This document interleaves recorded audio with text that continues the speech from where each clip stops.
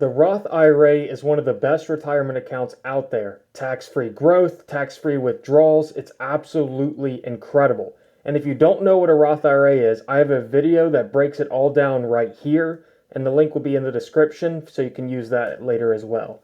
So go watch that first if you're not aware of what the Roth IRA is, then come back here. But there is one problem with the Roth IRA. If you make too much money, the government says, nah fam, you can't contribute to one, which is absolutely absurd and stupid in my opinion. But there is a legal workaround, and it's called the Backdoor Roth IRA.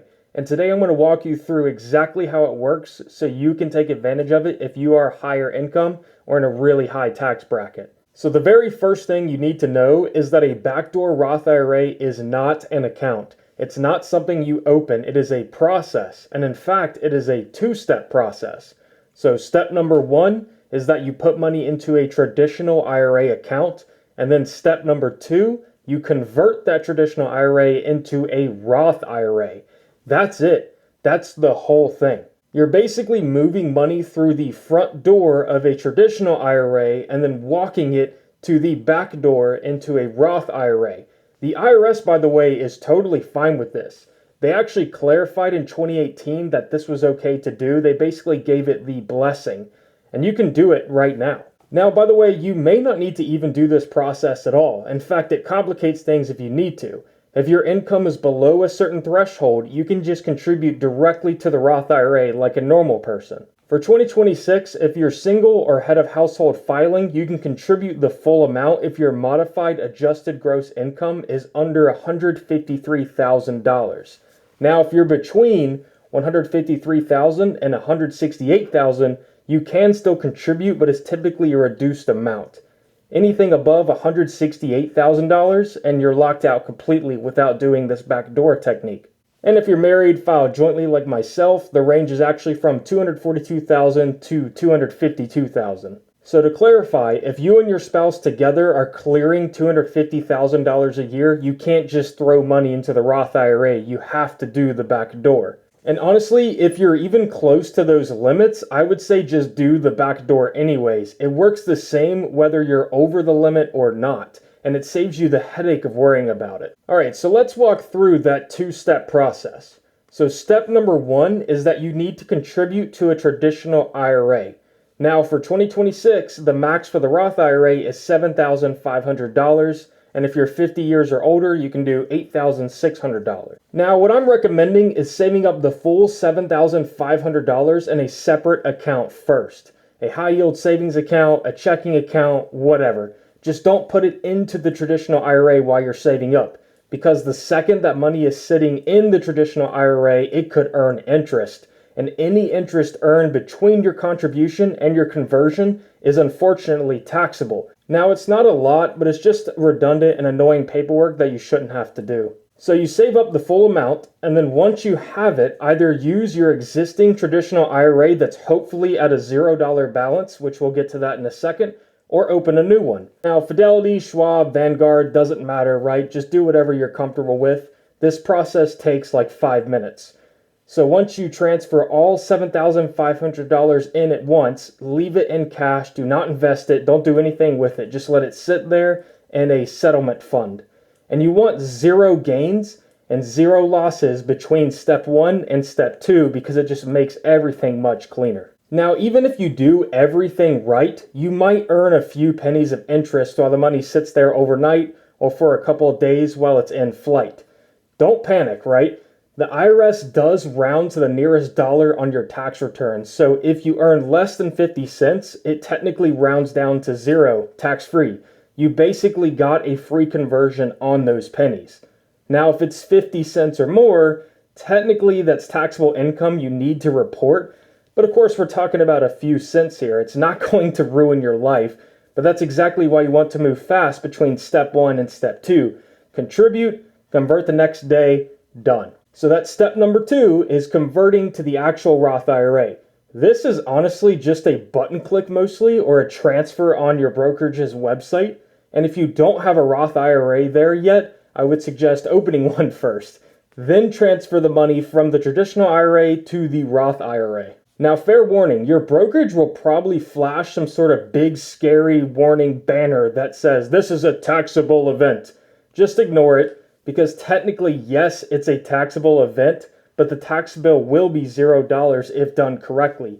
You already paid taxes on this money when you earned it, and you didn't deduct the traditional IRA contribution, so there's nothing to tax. Now, once the money is in the Roth IRA, fantastic. Now you just do what you would regularly do. Invest it in some sort of index fund or whatever aligns with your investment plan, and you're done. Now, I personally do this every January. I contribute like literally in the first week. I convert as soon as possible, whenever the brokerage lets me, and then I invest it and move on with my life. This whole thing takes literally 15 minutes once a year. And of course, that's because I can afford it, and I would recommend that if you can do it and you already have the money set aside, the very first week of January is the most optimal time to do this, because once that money is in the Roth IRA and invested, it's compounding tax-free for the entire year.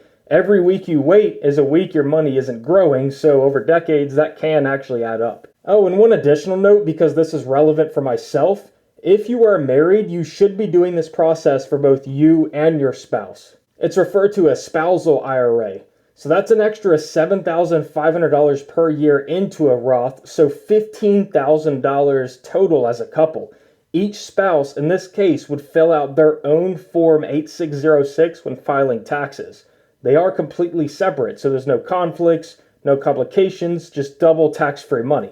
Now, there are two caveats to this backdoor Roth IRA. The first one is the 5-year rule. Now, if you're under 59 and a half and you want to withdraw the money you converted, you need to wait 5 years from January 1st of the year you did the conversion.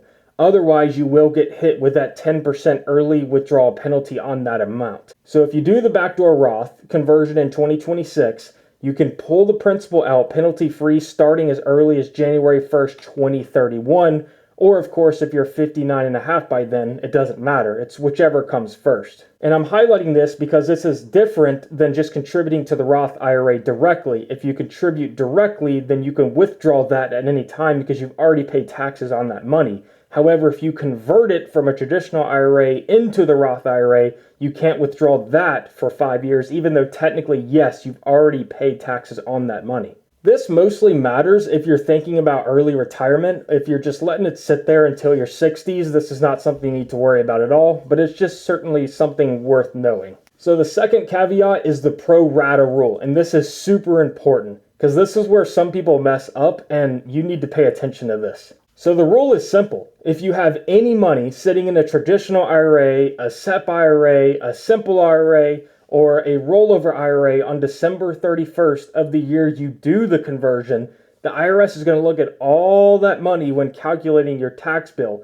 not just the $7,500 you contributed. So let me give you an example. Say you have $92,500 in an old rollover IRA from a previous job. You contribute that $7,500 to a new traditional IRA and try to convert just that $7,500 into a Roth. You think you'd owe zero taxes, right? Oopsies, wrong. So now the IRS looks at your total balance, which since you had $92,500, you just contributed $7,500, that's $100,000. Your after-tax contribution is $7,500 of that, which is 7.5%. So only 7.5% of your $7,500 conversion is tax-free. The other 92.5% gets taxed as income. You just got prorated. So how do you avoid this? Well, you need to have your traditional, your SEP, your simple, and your rollover IRA balances to be at zero on December 31st of the year you convert. Zero. Now, personally, to avoid the headache, if I already had some sort of traditional IRA or SEP IRA or any of the other types of IRAs, I wouldn't probably do the backdoor Roth due to the complications that would arise from this. But you do have options. So the first option is rolling it into an employer 401k. Now, most 401k plans do accept this type of rollover, and then this is usually the easiest move since 401k balances don't count into the pro rata calculation. The second one is converting the entire balance to a Roth IRA. And of course, this only works if the balance is small enough that you can stomach the tax bill.